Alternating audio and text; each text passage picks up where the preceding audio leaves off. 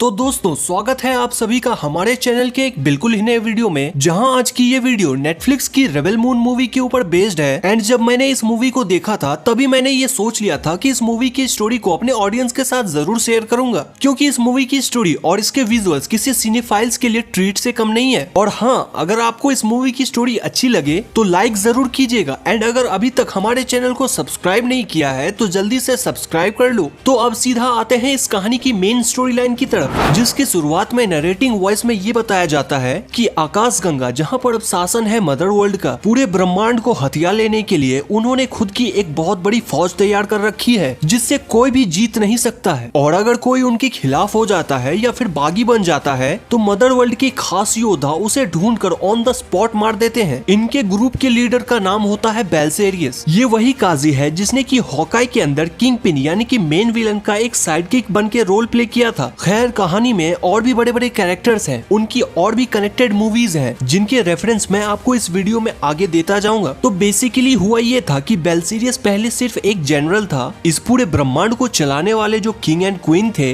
उनकी एक बेटी पैदा हुई थी जिसका नाम था ईसा, जिसके पास में कुछ सुपर पावर्स भी थी और वो पूरे ब्रह्मांड में शांति कायम कर सकती थी। लेकिन बेल्सेरियस ऐसा नहीं चाहता था। उसे ये लगता था कि शाही खून को सबसे ऊपर रहना चाहिए, इसीलिए उसने सत्ता को खुद के हाथों में लेने के बारे में सोचा। फिर राजा और रानी को जान से मार दिया, लेकिन वो छोटी बच्ची ईसा उसके हाथों से निकल गई। और बेसिकली यही इस मूवी का टाइटल भी है, यानी कि rebel moon a child of fire. जिसके बाद सीन शिफ्ट होता है एक ऐसे ग्रह पर जहां से जुपिटर और बाकी के दूसरे ग्रह साफ साफ दिखते हैं। ये टाइमलाइन हमारी टाइमलाइन से हजारों साल आगे की है। इसी वक्त हम इस कहानी की one of the lead character Korra को देख पाते हैं, जो कि इस वक्त जुताई का काम कर रही थी। एक तरीके से कहा जाए तो वो खेती बाड़ी कर रही थी। तभी वहाँ पर गनर नाम का एक शख्स आता है और बताता है कि दावत में तुम्हें बुलाया गया है। जिसके बाद वहाँ के लोकलाइज लोगों के बीच में एक शानदार दावत होती है। एंड इस बार सभी को मीट भी सर्व हो रहा था, जहाँ पर कोरा का कहना था कि मीट खाए तो काफी टाइम हो चुका है। वैसे ये शानदार दावत है किस बात की? जहाँ पर इन लोकलाइज लोगों के लीडर, जिनका नाम होता है सिंड्री, वो बताते हैं कि हमारी धरती बलिदान मांगती है और वो बलिदान है खुशियों का, सेक्स का और मजे का। तो बेसिकली उसका ये कहना था कि इस धरती को ज्यादा किसानों की जरूरत है। ज्यादा किसान पाने के लिए कपल्स का एक रात सोना जरूरी है। तो आज रात कोई भी मर्द किसी भी औरत को चूज कर सकता है। और वहाँ डैन नाम का एक शख्स होता है जिसकी नजर कोरा पे होती है, बट कोरा उसमें बिल्कुल भी इंटरेस्टेड नहीं थी। इस दावत के खत्म हो जाने के बाद में उसके पिता उससे कहते हैं कि डैन एक अच्छा इंसान है, उसे बहुत अच्छी खेती भी करने आती है, परिवार को अच्छे से संभाल सकता है। तुमने शादी के बारे में क्या सोच रखा है? जहाँ पर कोरा बताती है कि मेरा जन्म सिर्फ लड़ने के लिए हुआ है, और जहाँ तक रही मेरी शादी की बात तो मैं उसमें बिल्कुल भी इंटरेस्टेड नहीं हूँ। एंड देन सीन शिफ्ट होता है नेक्स्ट मॉर्निंग में, जहाँ पर हम कोरा के साथ खेत में खेती करने वाली और भी लड़कियों को देख पाते हैं। लेकिन तभी आसमान में से एक स्पेसशिप आता हुआ नजर आता है। कोरा भागकर जाती है, वहाँ के घंटे को बजाती है, तो गांव के मुखिया यानी कि सिंड्री भी वहाँ पर मौजूद हो जाते हैं। इन सभी के बीच में एक मीटिंग होती है। मुखिया जी इस बात को जानते थे कि ये लोग मदर वर्ल्ड से हैं और यहाँ इस धरती पर हमारे अनाज के लिए आए हैं। जहाँ पर गनर, जिसने पहले भी एक इलीगल एक्टिविटी करी थी, बेसिकली यहाँ पर जितना भी अनाज उगता है उसने छुपके से कुछ रेबल्स को यानी कि बागियों को 3 टन अनाज बेच दिया था एंड छुपके से उससे पैसे भी कमा लिए थे। तो इस बार गन्नर का कहना था कि ये जो मदर वर्ल्ड के लोग आ रहे हैं, हम भी इनके साथ सौदा कर लेते हैं। ये लोग हमें अच्छा दाम दे देंगे, जिससे हम अच्छे इक्विपमेंट्स वगैरह खरीद पाएंगे, खेती और भी अच्छे से होगी। लेकिन सिंड्री का कहना था कि ये लोग हमें पैसा देने के बजाय हमसे गुलामी करवाने के लिए आ रहे हैं, इसीलिए तुम बस चुप रहना, मैं हैंडल कर लूंगा। इतने में ही वहाँ पर मदर वर्ल्ड के कुछ लोग नीचे उतरते हैं, जिनके लीडर का नाम होता है नोबेल। वो आते ही सबसे पहले मुखिया को शुक्रिया अदा करता है और कहता है कि आपने सभी लोगों को बुलाकर मेरा स्वागत अच्छे से किया है। सेंड्री कहता है क्यों ना हम बैठकर जाम पीते पीते बात करें। इसी के साथ वो उसे अपने इस गांव का या फिर शहर भी कह सकते हैं, वहाँ का दौरा करवाता है कि कैसे यहाँ पर पानी वगैरह आते हैं। हम लोग मेहनत करके खेती करते हैं और अनाज उगाते हैं। जिस पर नोबेल कहता है कि हमारे सैनिक भूखे हैं, हमें अनाज की जरूरत है और मैं चाहता हूँ कि आप लोग 10 टन अनाज का जुगाड़ लगाएं। जिस पर सेंड्री कहता है कि हम लोग तो सिर्फ उतना ही अनाज उगा पाते हैं जो कि हमारे खुद की खाने की आवश्यकताओं को पूरी कर दे। लेकिन इतने में ही गनर बोल पड़ता है कि हमारे पास अभी भी गोदाम में जरूरत से थोड़ा ज्यादा अनाज पड़ा है एंड अगर आप चाहें तो एक अमाउंट को तय करके हम उस अनाज को आपके साथ बांट सकते हैं। सेंड्री ये बातें सुनकर गुस्सा होता है और नोबेल से कहता है कि ये नया लड़का है,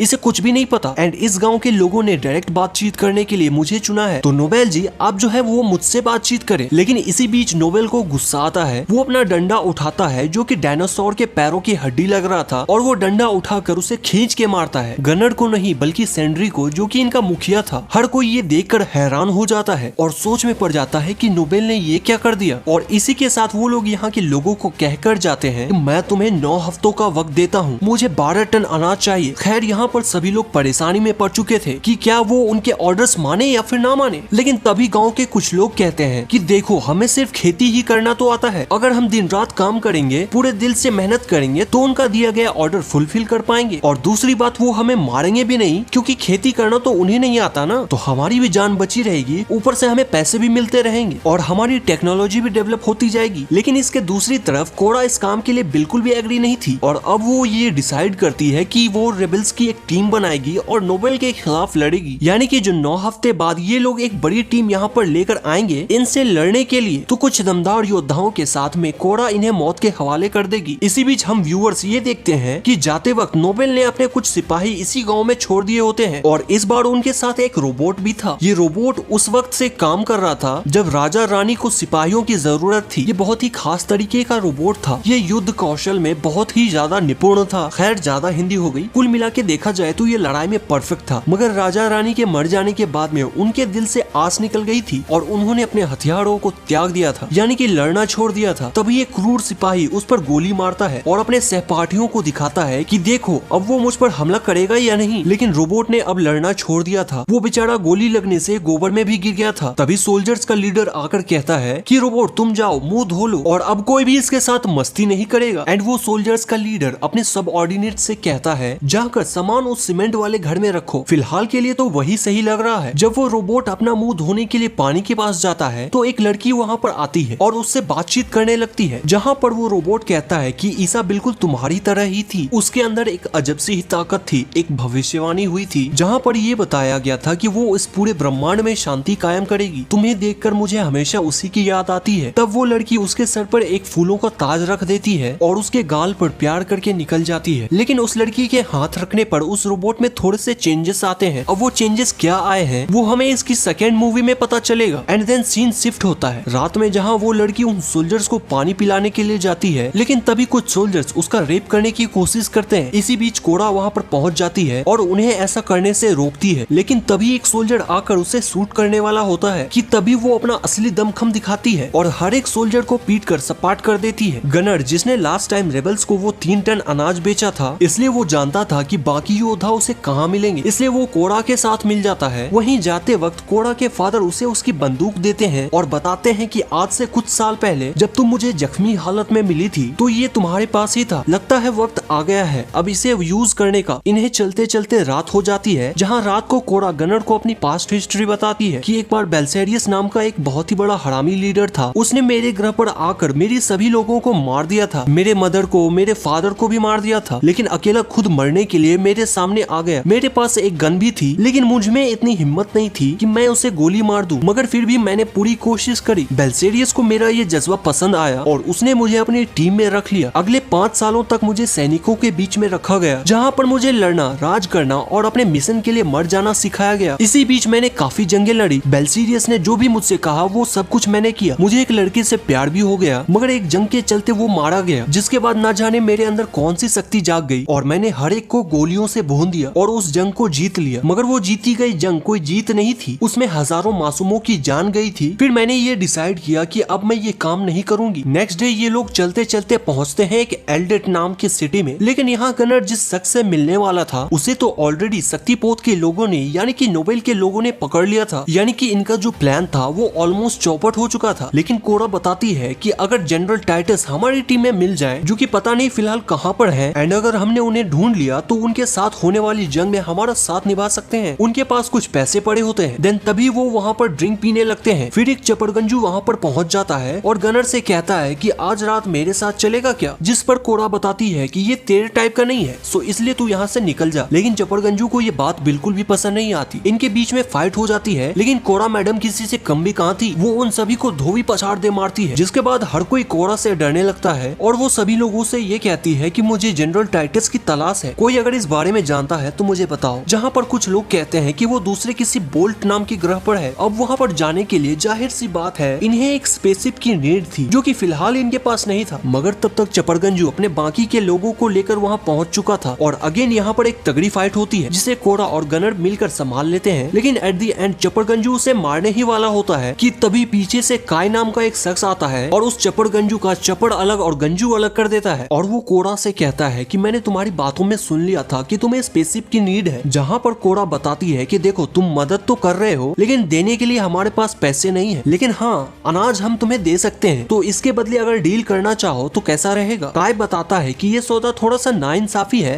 लेकिन मुझे चलेगा। रास्ते में जाते हुए इन बिटवीन कोरा बताती है कि मुझे कुछ तगड़ी योद्धाओं की जरूरत है क्योंकि आगे आने वाले 9 हफ्तों में हमारे ग्रह पर शक्तिपोत के लोग आने वाले हैं। मदर वर्ल्ड को बेसिकली यहाँ पर शक्तिपोत भी कहा गया है। तो काय बताता है कि वो तो काफी ज्यादा होंगे और अकेले तुम 3-4 योद्धा उनका सामना नहीं कर सकते, तुम्हें एक बड़ी टीम की जरूरत होगी। हालांकि मैं उनमें से कुछ लोगों को जानता हूँ, अगर तुम चाहो तो मैं तुम्हें उनसे मिलवा सकता हूँ। जिसके बाद वो एक दूसरे ग्रह पर पहुँच जाते हैं। यहाँ पर काय मुलाकात करता है एक ऐसे आदमी से जो कि ब्याज पर पैसे देने का काम किया करता था। तो यहाँ पर तारक नाम का एक शख्स बंदी बना हुआ था। आप लोग सोच रहे होंगे कि तारक मेहता का उल्टा चश्मा का तारक है क्या, तो ये बिल्कुल भी वो तारक नहीं है। इसके मोर देन 8 पैक एब्स हैं। तो बेसिकली बात ऐसी होती है कि तारक के ऊपर करीब 10,000 सोरेंस का कर्जा चढ़ा होता है। अब इनके पास इतने पैसे नहीं होते हैं कि देखो पैसे नहीं है तो कोई बात नहीं, मगर मैं इंसानों का जुआ भी खेल लेता हूँ। मेरे पास एक ऐसा पंछी है जिसे काबू करना थोड़ा मुश्किल है। अगर तारक ने उसे काबू कर लिया तो वो तुम्हारा, लेकिन अगर ये काबू नहीं कर पाया तो तुम तीनों हमेशा के लिए मेरी गुलामी करोगी। जिस पर कोरा तारक से पूछती है कि भाई तू कर लेगा ना। तारक कहता है कि अब तो इसे उल्टा चश्मा पहना कर ही रहूंगा। अब ये जो पंछी है ये बहुत हद तक हैरी पॉटर की 3rd मूवी यानी कि Harry Potter and the prisoners of Azkaban के बगबी की तरह लगेगा, जिसे कि हिंदी में गरुड़ या अश्व भी कहते हैं। बगबी का कलर थोड़ा ग्रे था, इसका कलर थोड़ा ब्लैक है और साइज में भी ये वाला थोड़ा ज्यादा बड़ा है। इस वक्त तारक कोशिश करता है उस पंछी के साथ बातचीत करने की, बताता है कि भाई तुम भी यहाँ पर कैद हो, मैं भी यहाँ पर बंदी हूँ, हम दोनों को एक ही जिंदगी चाहिए, तो क्यों ना आपस में दोस्ती का वादा करें और इस दोस्ती को आजादी में बदल दें। फिर वो उसकी सवारी करता है, लेकिन उस पंछी को काबू करना इतना भी आसान नहीं था। वो एट दी एंड एक चट्टान में उसे टक्कर मार के गिरा देता है, लेकिन तारक की जिंदगी उसकी इस राइड पर ही टिकी थी, इसीलिए वो अपनी पूरी ताकत लगाकर एक जोरदार जंप लगाता है जहाँ से पंछी उड़ रहा था। और ये सीन आपको कहीं न कहीं अवतार मूवी के जैक और टोरुक माक्टो की याद दिलाएगा, जो कि पेंडोरा का एक सबसे बढ़िया और बड़ा पंछी होता है। खैर इन बातों को साइड रखते हैं और आते हैं सीधा अपने मेन स्टोरी पे, जिसके बाद काई बताता है कि एक और बागी है जो कि हमेशा से ही मदर वर्ल्ड के खिलाफ रही है। तो ये लोग अपनी खोज में पहुंच जाते हैं नेमेसिस नाम की एक औरत के पास। हालांकि पहले तो ये औरत इनका साथ देने से मना कर देती है। इस वक्त यहाँ पर एक दूसरी मम्मी जी इनके पास आकर बताती है कि मेरी बेटी को वो खूंखार मकड़ी अपने सिकंजे में फांस कर ले गई है, कैसे भी करके प्लीज उसे बचा लो। तो नेमेसिस सीधा पहुंच जाती है मकड़ी के घोंसले में और यहाँ पर वो खूंखार मकड़ी भी दिखाई जाती है। नाम क्या है उस मकड़ी का वो तो मुझे नहीं पता, आप चाहो तो अपने मन से उसका कोई भी नाम रख सकते हो। मकड़ी मैडम को बताना था कि ऐसा बहुत बार हुआ है जब इंसानों ने मेरे बच्चों को जान से मार दिया और मुझे भी तकलीफें दी, तो आज मेरी बारी है, इसे मैं तकलीफ दूंगी और इसके परिवार वाले खड़े होकर देखेंगे। लेकिन यह बात नेमेसिस को पसंद नहीं आती। वो निकाल लेती है अपनी तलवार और धमाकेदार फाइट करना शुरू करती है। खैर यहाँ पर नेमेसिस हारती हुई नजर आ रही थी, तो वो यहाँ पर अपने फुल पोटेंशियल को यूज करती है, अपनी कटानास को लेजर स्वॉर्ड में बदल देती है और फिर अगेन धुआंधार फाइट शुरू हो जाती है। इसी बीच गनर उस छोटी बच्ची को साइड में ले जाता है ताकि कहीं उस पर कोई वार वगैरह ना लग जाए and at the end nemesis उसे चीर फाड़ देती है और मकड़ी मैडम को धूल चटा देती है। और अब कोरा मैडम को तलाश थी इन्हें लीड करने वाली जनरल की, यानी कि जनरल टाइटस की। रास्ते में आगे जाते वक्त वो अगेन अपना एक पास्ट इंसिडेंट बताती है जहाँ पर ईसा की कहानी थी। ईसा के पास उसका एक डॉग भी था जो कि आसमान में उड़ती हुई चिड़ियों में से एक चिड़िया जो कि जमीन पर गिर गई थी, वो डॉग उसे लेकर ईसा के पास आता है। ईसा के पास में ताकत थी कि वो उसे फिर से जिंदा कर दे। कोरा इस बात पर तब तक विश्वास नहीं करती जब तक वो इन चीजों को खुद नहीं देख लेती, और जब उसे ऐसा लग गया कि ईसा में सचमुच में वो ताकत है जो कि दुनिया को बदल सकती है, तो वो उसकी फुल टाइम प्रोटेक्टर बन जाती है। इनफैक्ट ईसा के पिता को भी लगता था कि मुझसे ज्यादा इस ब्रह्मांड को अच्छे से मेरी बेटी ईसा चलाएगी, लेकिन फिर वहीं बेल्सेरियस ने गद्दारी कर दी, जिसके बाद सीन शिफ्ट होता है बोल्ट ग्रह पर। यहाँ पर जनरल टाइटस जो कि दारू पीकर पड़ा हुआ था, बाकी टीम मेंबर्स को लगता है कि क्या ये वही शख्स है जिसकी तुम्हें तलाश थी। जहाँ कोरा कहती है कि इन्हें नहलाया जाए। नहलाने के बाद में जनरल टाइटस कहते हैं कि तुम यहाँ पर क्यों आई हो, अगर मेरे सामने थोड़ी देर और खड़ी रही तो मैं तुम्हें जान से मार दूंगा। लेकिन तब कोरा बताती है कि हमें आप जैसे ही योद्धाओं की जरूरत है। मैं जानती हूँ कि आप भी मदर वर्ल्ड के खिलाफ है। हम कुछ किसान जो कि बड़ी मेहनत से अपना भरण पोषण करते हैं, हमारे पास शक्तिपोत यानी कि मदर वर्ल्ड के लोगों ने आकर जबरदस्ती एक मांग रख दी है और अब कुछ ही हफ्तों में वो यहाँ पर आकर हमसे हमारा अनाज ले जाने वाले हैं, जिससे बचाव के लिए मैं एक टीम तैयार कर रही हूँ, जिसमें मुझे एक अच्छे जनरल की जरूरत जरूरत है और आपसे बेहतर जनरल और कोई नहीं हो सकता, क्योंकि आप भी पहले बेल्सीरियस के टीम में ही थे और आपने काफी सारे जंगे भी जीती हैं। तो यहाँ पर टाइटस जी का जमीर जाग जाता है और वो इनकी टीम में शामिल होने के लिए हाँ बोल देते हैं। अब इन्हें तलाश थी कुछ ऐसे स्पेस कीपर्स की जिनके पास में अच्छी गन्स वगैरह हो, लड़ने की और भी अच्छी स्किल्स हो। तो जैसा कि इस मूवी की शुरुआत में ही बता दिया गया था कि मदर वर्ल्ड अब अपने बागियों को खत्म कर देना चाहती है, तो उनमें दो बागी थे जिनका नाम होता है ब्लड एक्स और देवरा। ये दोनों भाई बहन होते हैं, मदर वर्ल्ड के खिलाफ एक जंग छेड़ देना चाहते थे और शुरुआत में गनर ने जिन बागियों को वो 3 टन अनाज बेचा था वो यही लोग होते हैं। मगर इस बार इन दोनों भाई बहनों को गनर की अनाज की जरूरत नहीं थी, क्योंकि एक चाइनीज भैया थे जिनसे शायद नूडल वूडल का सौदा कर लिया होगा इन लोगों ने। जहाँ पर कोरा बताती है कि इस बार हम तुमसे कोई अनाज का सौदा करने नहीं आए हैं, इस बार हमारी जान पर बनाई है। लास्ट टाइम जिस बड़ी डील के कारण तुमने हमसे अनाज लिया था, उसी डील के चलते शक्ति पोत की नजर अब हम पर पड़ चुकी है और अब हमारे लोग खतरे में हैं। कुछ भी हो जाए तुम्हें हमारी मदद करनी ही होगी। अब दोनों भाई बहन होते हैं तो दोनों की माइंडसेट अलग अलग होती है। जहाँ पर ब्लड एक्स, जिसे कि हमने जस्टिस लीग मूवी में साइबोर्ग के रूप में देखा था, वो कहता है कि ठीक है भाई, हमारी टीम बहुत बड़ी है, अगर मैं अपने कुछ लोग तुम्हारे साथ जोड़ भी देता हूँ तो कोई दिक्कत नहीं है। तो देवरा अपने कुछ बाकी साथियों को लेकर वहाँ से निकल जाती है। वहीं ब्लड एक्स अब मिल चुका होता है कोरा के साथ में, लेकिन काय जिसका स्पेसशिप होता है वो बताता है कि यार फ्यूल खत्म हो गया है और मुझे एक जगह डिलीवरी भी करनी है ताकि मैं अपना पैसा भी कमा पाऊँ, तो हम सबको अभी के अभी निकलना होगा। अब जिस जगह पर काय उन्हें लेकर जाता है ये उसकी एक चाल होती है, जहाँ पर उसने ऑलरेडी नोबेल को कॉल कर दिया होता है और डबल एजेंट की तरह वो काम कर रहा था। उसे पैसों की तलाश थी। नोबेल यानी कि शक्ति पोत वाले यही चाहते ही थे कि वो जितना ज्यादा हो सके अपने बागियों को खत्म कर दे। अब इनके साथ इतने सारे बागी मिलेंगे तो काय को तो बहुत रोकड़ा मिलेगा। खैर इनके पास कुछ ऐसे रोबोट्स भी थे जो कि इंसान को पूरी तरीके से जकड़ लेता है। और अब बारी आती है उछल कूद करने वाली कोरा की, जिसने इन सभी लोगों को एक एक करके ढूंढा था। काय गनर को कहता है कि जाओ इसका दिमाग खोल दो, इसके बाद इसके दिमाग पर थोड़ी रिसर्च भी होगी कि आखिरकार ये शक्ति पोत के खिलाफ क्यों हो गई। मगर गनर, जो कि अब कोरा से प्यार करने लगा था, वो उसके दिमाग में मशीन गन ना चलाते हुए उसको खोल देता है। और फिर यहाँ पर एक one of the most insane fight होती है इस मूवी की, एंड ये फाइट काफी लंबी चलती है। हर एक कैरेक्टर को लड़ने का मौका मिलता है, कभी नेमेसिस को, कभी जनरल टाइटस को, कभी गनर को, कभी कोरा को, तो कभी तारक को। तो सब लोग अपना बेस्ट देते हैं। अपना ब्लड एक्स तो सीधा उनके बड़े वाले स्पेसशिप में घुस जाता है, हालांकि खुद की जान को कुर्बान कर देता है, लेकिन वो उनके बड़े शिप को नाकाम करने में कामयाब हो जाता है। एट द एंड फाइट में 2 लोग बचते हैं, बोले तो कोरा और नोबेल। इन दोनों में भी हैंड टू हैंड फाइट बहुत तगड़ी होती है। नोबेल पहले तो उसे उठा उठा कर पटक रहा होता है, लेकिन तभी कोरा के हाथ में नोबेल का डंडा आ जाता है, जिससे उसने बहुत सारे लोगों की जाने ली थी। और इस बार वो नोबेल को एक खींच के शॉट लगाती है, बोले तो महेंद्र सिंह धोनी का हेलीकॉप्टर शॉट, और नोबेल के 5-6 दांत टूट जाते हैं। और इसी के साथ इनकी जंग यहाँ पर खत्म होती है। फिर ये लोग अपने ग्रह पर वापस आ जाते हैं, जहाँ पर कुछ अच्छे तगड़े योद्धा अब कोरा के साथ में होते हैं। यानी कि अगर फ्यूचर में कोई बड़ा विलन आ गया तो ये सभी मिलकर उनका सामना अच्छे से कर लेंगे। इस कहानी की एंड में हम नोबेल की बॉडी को देख पाते हैं, जो कि अनफॉर्चुनेटली एक एंड्रॉइड होता है। उसका पुराना डीजल डालकर नया डीजल डाल रहे होते हैं कुछ लोग, और तभी अनकॉन्शियस माइंड में वो कनेक्ट हो जाता है बेल्सीरियस के साथ में और बताता है कि जिस लड़की की आपको काफी टाइम से तलाश थी, यानी कि कोरा, जो कि आपकी एक बहुत ही फेवरेट स्टूडेंट थी, वो मुझे मिल गई है। मगर इस बार वो अकेली नहीं है, उसके साथ काफी सारे योद्धा भी हैं। आप मुझे एक मौका और दीजिए, मैं आपको अगली बार निराश नहीं करूंगा। जहाँ पर बेल्सीरियस कहता है कि चल ठीक है, मैंने दिया तुझे एक मौका और नोबेल अगेन अपने अनकॉन्शियस से कॉन्शियस माइंड में आ जाता है और ये मूवी यहीं पर खत्म होती है। सो आप सबको इस मूवी की स्टोरी कैसी लगी मुझे कमेंट्स में जरूर बताएं। एंड अगर आपको ये स्टोरी अच्छी लगी हो तो वीडियो को लाइक करके चैनल को सब्सक्राइब कर लीजिएगा, ताकि आप तक ऐसी ही बेहतरीन वीडियोस पहुंचती रहे। फिलहाल के लिए बस इतना ही, मिलते हैं ऐसी ही किसी और वीडियो में। Till then take care and good bye.